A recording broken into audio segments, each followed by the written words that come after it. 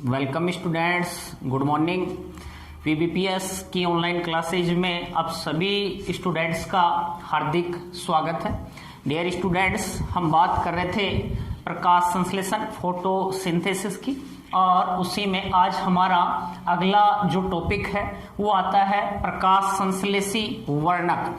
जो पेड़ पौधे प्रकाश संश्लेषण की क्रिया करते हैं, उस प्रकाश संश्लेषण की क्रिया के अंतर्गत जो प्रकाश ऊर्जा है, उस प्रकाश ऊर्जा को अवशोषित करने का जो कार्य है वो किनके द्वारा किया जाता है? वर्णकों के द्वारा किया जाता है, पिगमेंट्स के द्वारा किया जाता है। प्रकाश संश्लेषण की क्रिया में जो प्रकाश ऊर्जा है, उस प्रकाश ऊर्जा को किनके द्वारा? फोटोसिंथेटिकल जो पिगमेंट्स होते हैं, जो वर्णक होते हैं, उनके द्वारा क्या किया जाता है? ऑब्जर्व किया जाता है, अवशोषित करने का क्या किया जाता है? कार्य किया जाता है। अब यहां हम बात करें, जो ये वर्णक होते हैं जितने भी, ये सब के सब जो वर्णक हैं वो किस में प्रेजेंट होते हैं? क्लोरोप्लास्ट में प्रेजेंट होते हैं, हरित लवक के अंतर्गत पाए जाते हैं। और पिछले वीडियो में हमने बात की थी एक जो हरित लवक होता है, उस हरित लवक की स्ट्रक्चर की, उसकी संरचना की, जहां हमने बात की कि हरित लवक में एक प्रकाशिक अभिक्रिया होगी, एक अप्रकाशिक अभिक्रिया होगी। प्रकाशिक जो अभिक्रिया है हरित लवक के ग्रेना भाग में होती है, अप्रकाशिक अभिक्रिया हरित लवक के स्ट्रोमा भाग में होती है।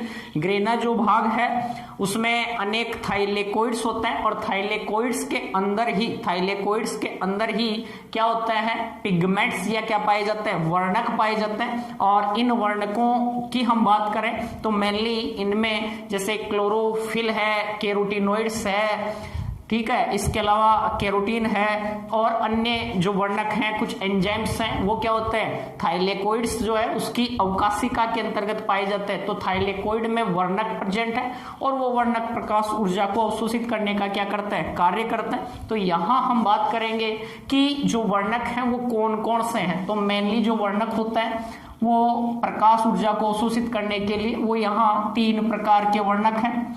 एक है क्लोरोफिल, दूसरा आता है कैरोटीनॉइड्स, और तीसरा है phycobilins.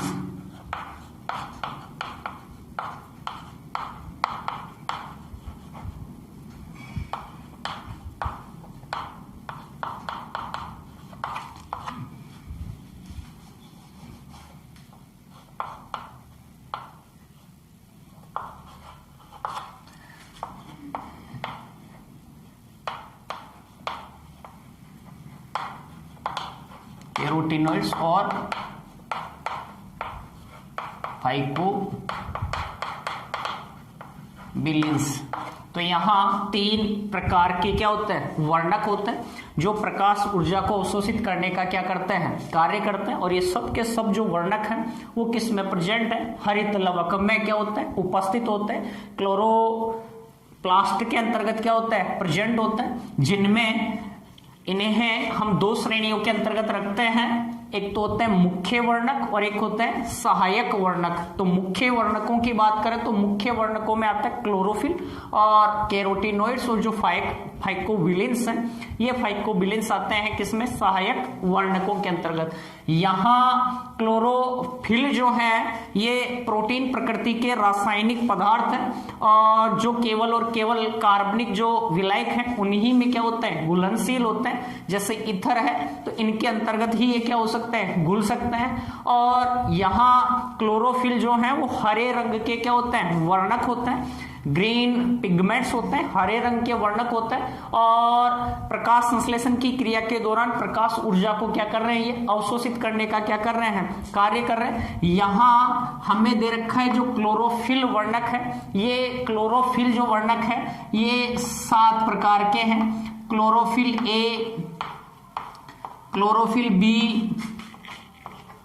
Chlorophyll C, chlorophyll D, chlorophyll E, और बैक्टीरियो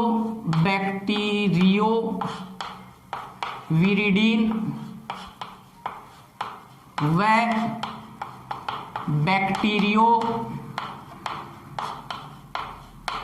क्लोरोफिल।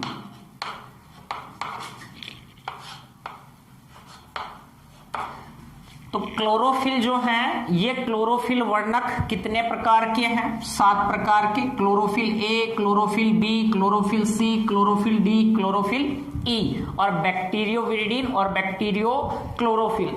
इनमें से हम बात करें तो क्लोरोफिल जो ए है, ये क्लोरोफिल वर्णक ए है, ये प्राथमिक वर्णक होता है और अभिक्रिया केंद्र के रूप में प्रकाश ऊर्जा को ग्रहण करने के लिए ये अभिक्रिया केंद्र के रूप में काम करता है। यहां क्लोरोफिल जो ए है, ये ब्लू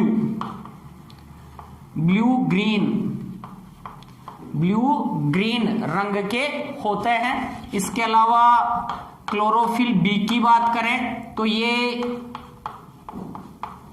येलो ग्रीन रंग के होते हैं। कैसे होते हैं? येलो ग्रीन रंग के पिगमेंट्स होते हैं, वर्णक होते हैं। क्लोरोफिल सी, डी, ई, ऐसे ही। तो यहां इनमें से हम देखें तो क्लोरोफिल ए जो है, ये सभी हरे जो पादप हैं उनमें क्या होता है? प्रेजेंट होता है। प्राथमिक वर्णक का क्या करता है? कार्य करता है। बैक्टीरिया को छोड़कर सभी जो हरे पादप हैं, सभी हरे पादपों में क्या होता है? उपस्थित होता है। सभी हरे पादपों में क्या होता है? उपस्थित होता है। इसके अलावा क्लोरोफिल बी की बात करें तो ये भी सभी हरे पादप और किन में प्रेजेंट होता है? शैवाल जो हैं उनमें क्या होता है? उपस्थित होता है। उनमें क्या होता है? प्रेजेंट होता है। इसके अलावा क्लोरोफिल सी की हम बात करें तो क्लोरोफिल जो सी है, ये उपस्थित होता है। जो शैवाल की बात करें हम, उनके अंतर्गत ये क्या होता है? पाया जाता है। और मेनली उपस्थित होता है भूरे शैवालों में। किन में पाया जाता है? भूरे शैवालों या थियोफाइसी के अंतर्गत। और क्लोरोफिल यहां बात करें डी की तो ये होता है लाल शैवालों या रोडोफाइसी के अंतर्गत क्या होता है? प्रेजेंट होता है, पाया जाता है। क्लोरोफिल ई की बात करें तो यहां क्लोरोफिल जो ई है, ये पीले शैवालों में पाया जाता है। किन में प्रेजेंट होता है? पीले शैवालों में। इसके अलावा बैक्टीरियो विरिडीन और बैक्टीरियो क्लोरोफिल की हम बात करें तो बैक्टीरियो विरिडीन जो है, ये होता है नीले या नील हरित शैवालों में प्रेजेंट होता है। किन में पाया जाता है? नील हरित शैवालों में। और बैक्टीरियो जो क्लोरोफिल है,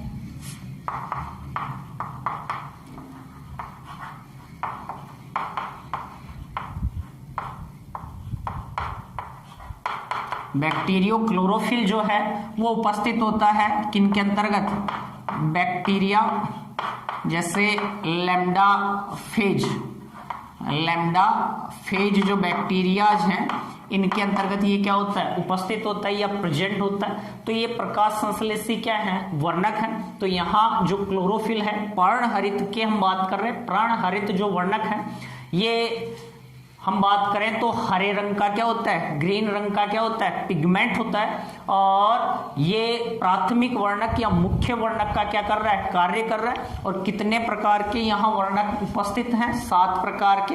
chlorophyll A, B, C, D, जिनमें से क्लोरोफिल ए की और बी की हम बात करें तो ये सामान्यतया सभी जो प्लांट्स होते हैं, सभी जो पादप होते हैं हरे, उनके अंतर्गत क्या होता है? उपस्थित होते हैं और पाए जाते हैं। और अलग अलग जो तरंग दैर्ध्य का प्रकाश होता है दृश्य स्पेक्ट्रम में, विजिबल जो लाइट स्पेक्ट्रम होता है 390 नैनोमीटर से लेकर 760 नैनोमीटर तक का, उस विजिबल जो लाइट स्पेक्ट्रम है, दृश्य जो स्पेक्ट्रम है, उसमें अलग अलग तरंग दैर्ध्य का जो प्रकाश है उसको अवशोषित करता है। और हमने पहली बात की थी कि जो पादप होते हैं वो यहाँ पर नीले बैंगनी, नीले व लाल रंग का जो प्रकाश है उसको अधिक क्या करता है, अवशोषित करने का क्या करते हैं, कार्य करते हैं। और उसी रंग का जो प्रकाश है उसमें प्रकाश संश्लेषण की जो दर है पादपों में वो श्रेष्ठतम होती है या अधिकतम देखने को हमें मिलती है।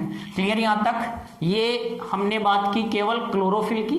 अब इसी को थोड़ा सा आगे बढ़ाते हुए हम केवल क्लोरोफिल ए और बी के बारे में समझेंगे। क्लोरोफिल ए की क्या स्ट्रक्चर है, क्लोरोफिल बी की क्या स्ट्रक्चर है, और इनका जो आणविक सूत्र है वो क्या होता है। तो हम यहां देखिए क्लोरोफिल ए की बात करें तो क्लोरोफिल ए का आणविक सूत्र हम देखें तो ये होता है C55H72O5N4Mg, जिसके अंतर्गत कार्बन के 55 परमाणु हैं, हाइड्रोजन के 72, ऑक्सीजन के 5, नाइट्रोजन के 4 और मैग्नीशियम के कितने, 1 परमाणु। क्लोरोफिल बी की हम बात करें तो C55H70O6N4Mg, ये इसका मूलानुपाती क्या होता है, सूत्र पाया जाता है। और हमारे यहाँ क्लोरोफिल ए की, क्लोरोफिल बी की, दोनों की क्या दे रखी है, स्ट्रक्चर दे रखी है, दोनों की संरचना दे रखी है। तो यहाँ हम समझेंगे कि एक जो क्लोरोफिल ए या बी है उसकी संरचना कैसी होती है। किसी भी एग्जाम में स्ट्रक्चर नहीं पूछी जाती है, फिर भी हमें उसके बारे में थोड़ी बहुत जानकारी होनी चाहिए कि क्लोरोफिल जो है, पर्णहरित जो वर्णक है, उसकी जो संरचना है वो किस प्रकार की होती है। तो देखो हम इसकी संरचना की क्या करते हैं, बात करते हैं। क्लोरोफिल की संरचना को देखें तो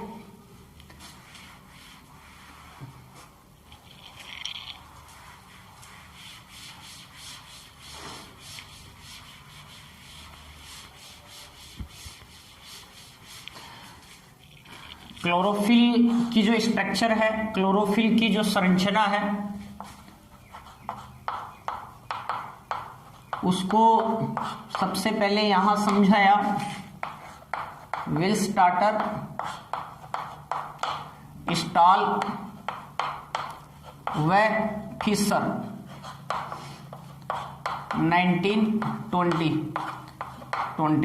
1912 के अंतर्गत विलस्टाटर, स्टाल व फिशर नामक वैज्ञानिक ने क्लोरोफिल की जो स्ट्रक्चर थी, संरचना थी, उसके संदर्भ में क्या दी है, जानकारी दी है। यहां हम देखें तो नॉर्मली जो क्लोरोफिल की संरचना है, जैसे क्लोरोफिल ए की बात कर रहे हैं या कोई भी क्लोरोफिल ए या बी की बात करें तो ये दो संरचनाओं से मिलकर बना है। एक तो होता है इसमें सिर और एक है पूंछ भाग। जो क्लोरोफिल का जो सिरा है, सिर भाग जो है वो पोरफायरिन वलय प्लस एसिड चैन से मिलकर क्या होता है, बना हुआ होता है। और जो पूंछ होती है ये हाइड्रोजन और कार्बन, हाइड्रोजन व कार्बन, या हम कह सकते हैं हाइड्रोकार्बन की बनी श्रृंखला होती है, हाइड्रोकार्बन युक्त होती है, जिसे हम फाइटोल पूंछ कहते हैं। क्या कहते हैं, फाइटोल पूंछ कहते हैं, फाइटोल टेल कहते हैं, जिसमें कार्बन के 20 और हाइड्रोजन के 39 क्या होते हैं, परमाणु पाए जाते हैं। यहां एक बार इसकी स्ट्रक्चर को जैसे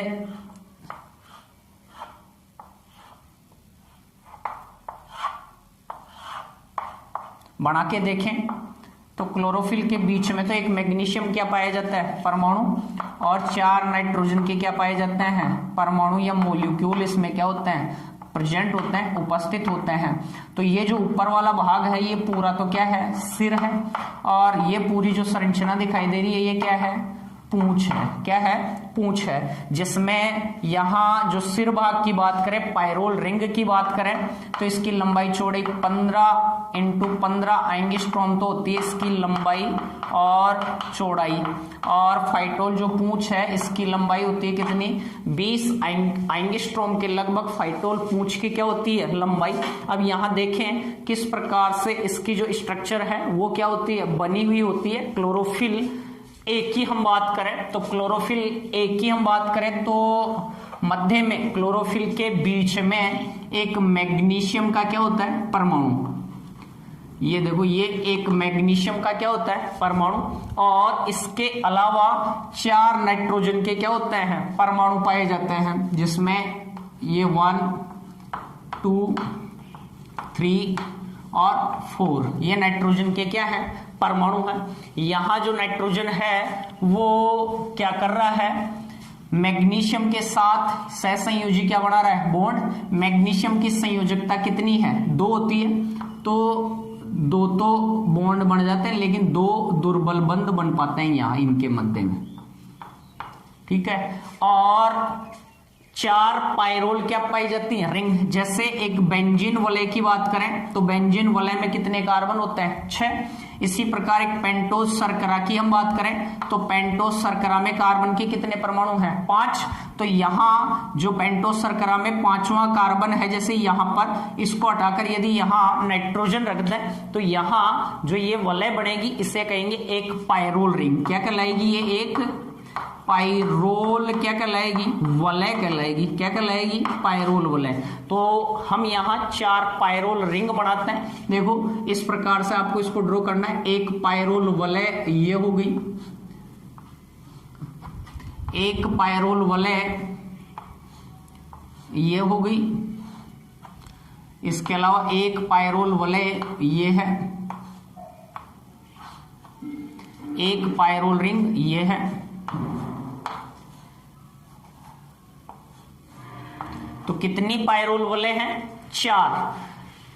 जो क्लोरोफिल की हम बात करें, क्लोरोफिल का जो सिर है वो पोरफायरिन वलय से मिलकर बना होता है, जिसमें 4 पायरोल रिंग होती है। टेट्रा पायरोल क्या होती है, रिंग्स इसके अंतर्गत क्या होती हैं, प्रेजेंट होती हैं। और जिसमें ये जैसे पहली पायरोल वलय, ये दूसरी, ये तीसरी और ये चौथी, तो 4 पायरोल क्या पाई जाती है, रिंग इसमें देखने को मिलती है।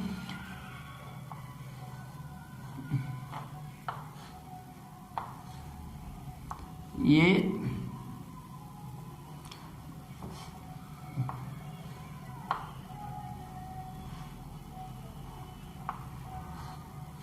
चार पायरोल रिंग्स हैं और ये सभी आपस में क्या होती हैं, बाइंड होती हैं, एक पुल के द्वारा क्या होती हैं, जुड़ी हुई हैं। जैसे यहां से ये आपस में क्या है, जुड़ी हुई हैं, ये यहां से क्या है, जुड़ी हुई है, ये यहां से क्या है, जुड़ी हुई है, और ये यहां से क्या है, जुड़ी हुई है। तो सभी आपस में क्या होती हैं, कनेक्ट होती हैं, सभी आपस में क्या होती हैं, जुड़ी हुई होती हैं।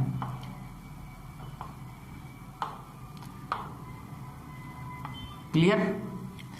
अब क्लोरोफिल ए की क्लोरोफिल बी की संरचना वैसे तो समान होती है, लेकिन क्लोरोफिल जो ए है ना, उसमें जो एक पायरोल वलय का जो तीसरा कार्बन है, उस तीसरे कार्बन पर मेथिल या मिथाइल क्या जुड़ा हुआ होता है, समूह।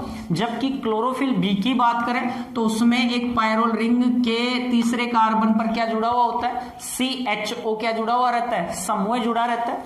तो क्लोरोफिल ए में तो कौन सा समूह होगा, तीसरे कार्बन पर पायरोल रिंग के CH3 समूह, जबकि क्लोरोफिल बी में कौन सा समूह होगा, CHO समूह। बाकी जो स्ट्रक्चर है वो क्या होती है, सेम होती है दोनों की।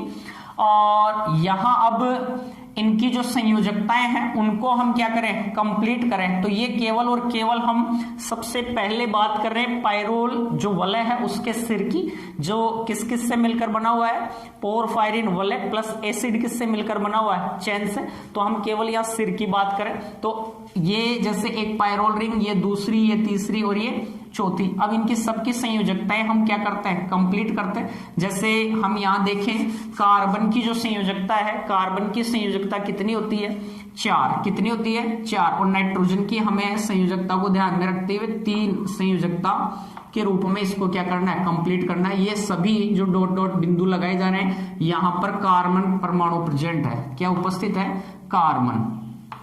ये सभी कार्बन को दर्शा रहा है।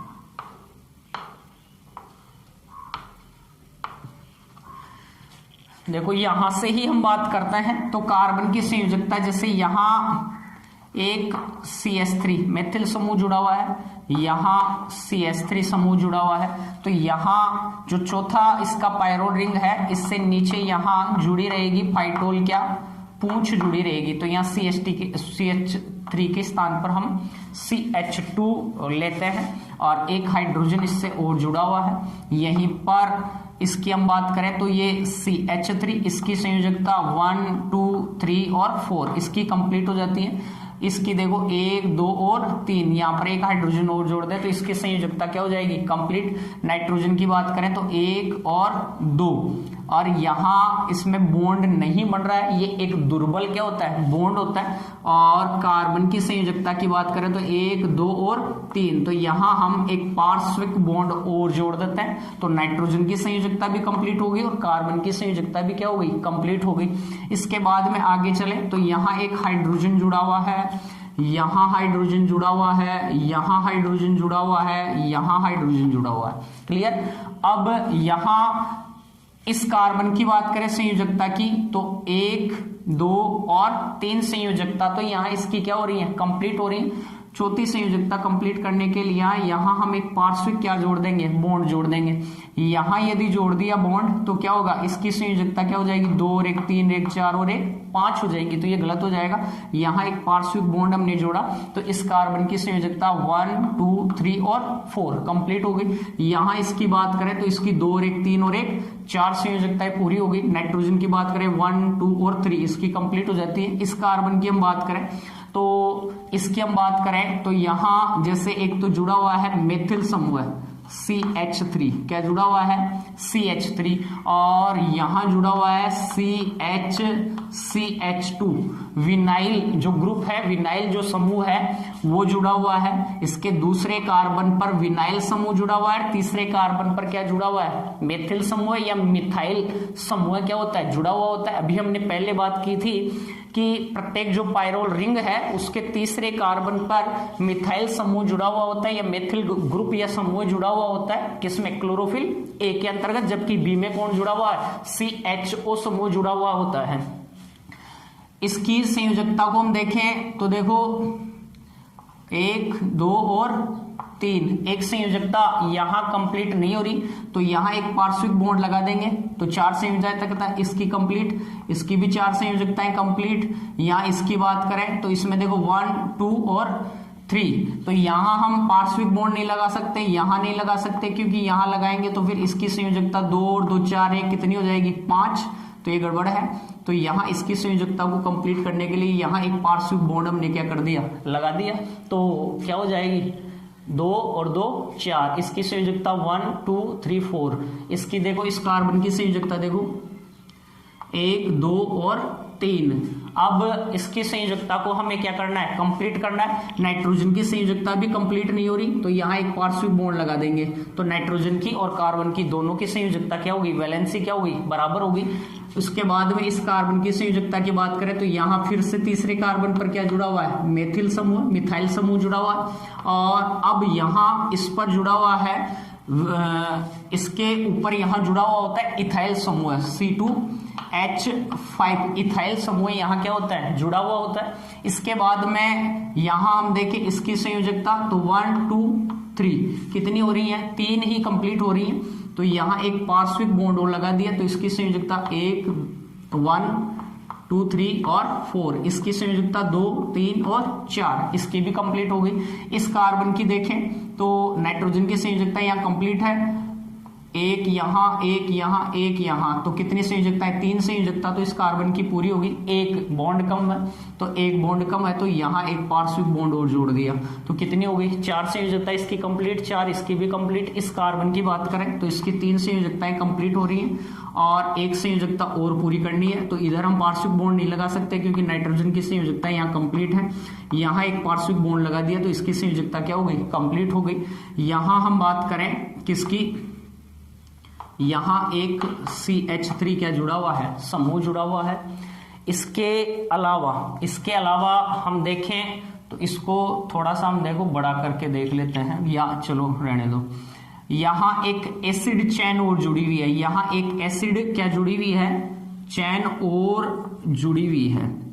यहाँ एक एसिड क्या जुड़ी हुई है, चैन या एसिड क्या जुड़ी हुई है, श्रृंखला जुड़ी हुई होती है और ये एसिड चैन को दर्शा रहा है।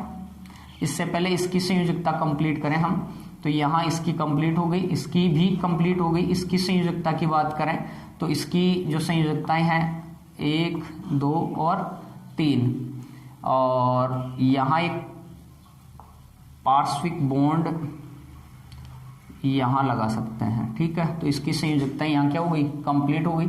इसके अलावा इसकी बात करें तो इसकी संयोजकता कंप्लीट हो रही है, इसकी संयोजकता कंप्लीट हो रही है।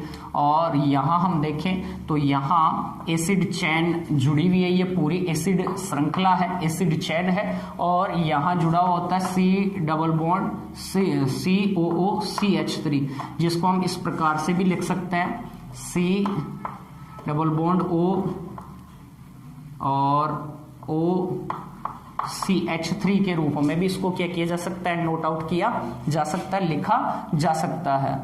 क्लियर यहाँ पर। इसके अलावा इसकी संयोजकता की हम बात करें तो इसकी संयोजकता यहाँ क्या हुई है, कंप्लीट हो रही है। इसकी संयोजकता यहाँ हम देखें तो यहाँ यहाँ है ऑक्सीजन जुड़ा हुआ है और यहाँ जुड़ा हुआ है CH3, ठीक है, COOCH3। तो इस प्रकार से ये दर्शा रहा है किसको, एसिड चेन को। तो ये हमारा पूरा किसकी बात की, हमने सिर भाग की बात की, किसकी, एक क्लोरोफिल जो अणु है उसके सिर भाग की ये क्या होती है, स्ट्रक्चर होती है, ये क्या होती है, संरचना होती है। और यहाँ नीचे की तरफ अब क्या जुड़ जाएगी, इसके साथ फाइटोल क्या जुड़ जाएगी, पूंछ जुड़ जाएगी, फाइटोल क्या जुड़ जाएगी, टेल जुड़ जाएगी। इस फाइटोल पूंछ की बात करें तो फाइटोल जो पूंछ है, फाइटोल टेल की बात करें तो ये जो है एक हाइड्रोकार्बन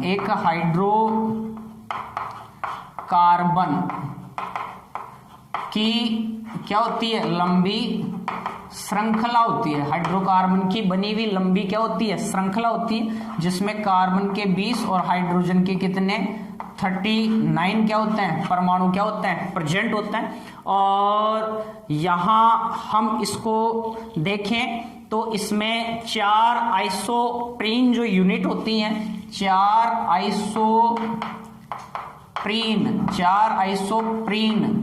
यूनिट मिलकर या 4 आइसोप्रीन इकाइयां मिलकर इस फाइटोल टेल का क्या करती है, निर्माण करती हैं, या फाइटोल पूंछ का क्या करती है, निर्माण। तो यहां हम फाइटोल पूंछ को बनाते हैं। तो देखो जैसे यहां हम बात करें तो इसमें यहां तक ये CH2 COO जो है यहां तक क्या जुड़ा हुआ, इसमें ये पूरी किसको दर्शा रही है, पोरफायरिन जो वलय है, रिंग है, उसको क्या कर रहा है, दर्शा रहा है, इतना जो चित्र। अब यहां पर क्या होगा, इसके साथ फाइटोल क्या जुड़ेगी, टेल जुड़ेगी। तो इस फाइटोल टेल का जो निर्माण हो रहा है 4 आइसोप्रीन यूनिट कर रही है। देखो किस प्रकार से हो रहा है। तो यहां जैसे CH2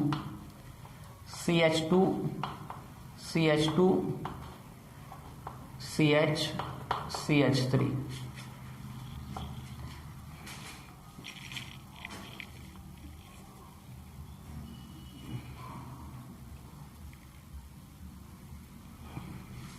ये आएगा CH डबल बॉन्ड C और ये बना रहा है CH3, यहां से इसके साथ क्या कर रहा है, जुड़ रहा है। इसके बाद में हम देखें तो ये CH2 CH3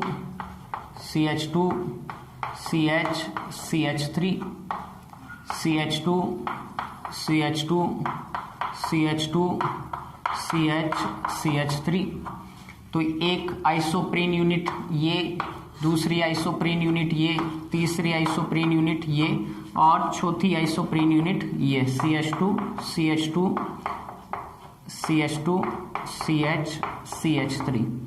और यहां भी क्या जुड़ेगा, CH3। तो ये चौथी आइसोप्रीन क्या है, यूनिट है। ये पूरा का पूरा इसके नीचे का, यहां से लेकर यहां नीचे जो है वो हम बात करें, चौथा जो पायरोल वलय है, चौथी जो पायरोल रिंग है, उसके साथ क्या जुड़ी हुई है, फाइटोल क्या जुड़ी हुई है, टेल जुड़ी हुई है, जिसमें कार्बन के 20 और हाइड्रोजन के कितने 39 क्या पाए जाते हैं, परमाणु यहां हमें देखने को मिलते हैं या पाए जाते हैं। तो इसमें देखें, जैसे कार्बन की बात करें 1 2 3 4 5 6 7 8 9 10 11 12 13 14 15 16 17 18 19 और 20। तो कार्बन के कितने परमाणु हैं, 20, और हाइड्रोजन के कितने हैं, 39 परमाणु पाए जाते हैं। देखो 2 1 3 4 5 6 7 8 9 10 11 12 13 14 15 16 17 18 19 20 21 22 23 24 25 26 27 28 29 30 31 32 33 34 35 36 37 38 और 39। तो 39 जो परमाणु है वो यहाँ किसके प्रेजेंट है, हाइड्रोजन के क्या होता है, उपस्थित होता है। तो ये एक क्या बन गई, फाइटोल क्या है, पूंछ है, और फाइटोल टेल या फाइटोल क्या है, पूंछ, जो हाइड्रोकार्बन से मिलकर बनी हुई होती है। और 4 आइसोप्रीन क्या होती है, यूनिट, एक आइसोप्रीन 2 3 और 4 आइसोप्रीन जो इकाइयां हैं वो मिलकर फाइटोल पूंछ का क्या करती हैं, निर्माण करती हैं।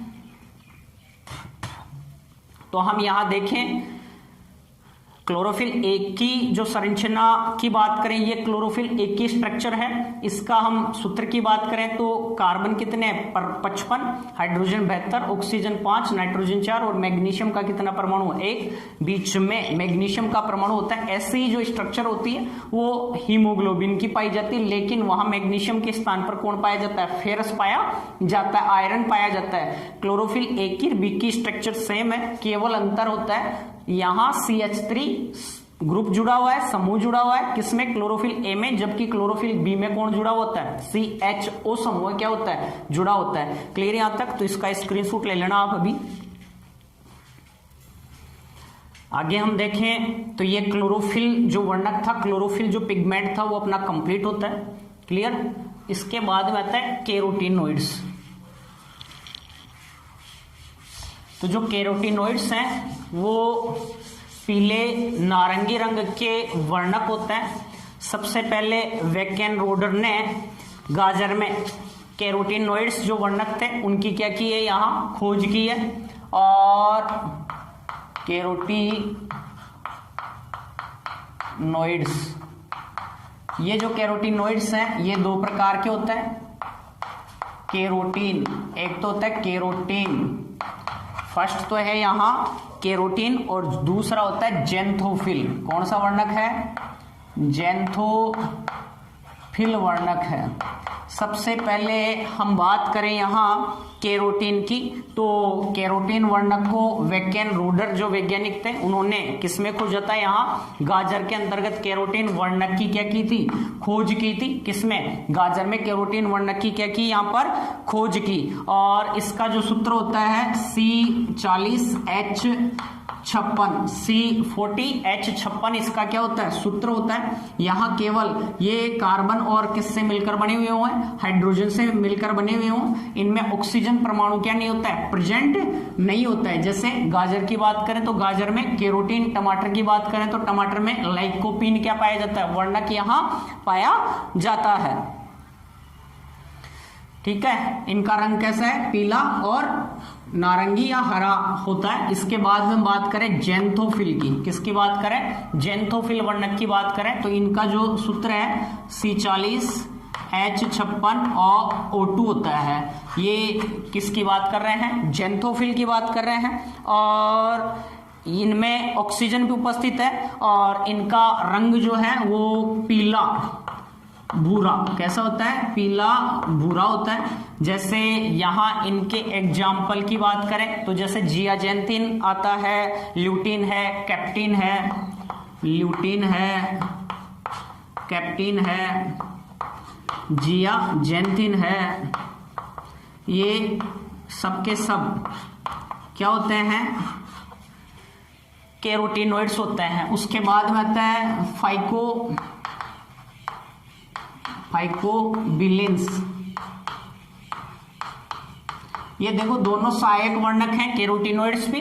जिस प्रकाश की तरंग दैर्ध्य को मुख्य वर्णक क्लोरोफिल द्वारा अवशोषित नहीं किया जाता है उसे कैरोटीनॉइड्स द्वारा अवशोषित किया जाएगा, और अवशोषित करके किसको दिया जाता है, क्लोरोफिल को क्या किया जाता है, दिया जाता है। फाइकोबिलेंस की हम बात करें तो ये दो प्रकार के हैं, फाइकोइरिथ्रिन और एक आता है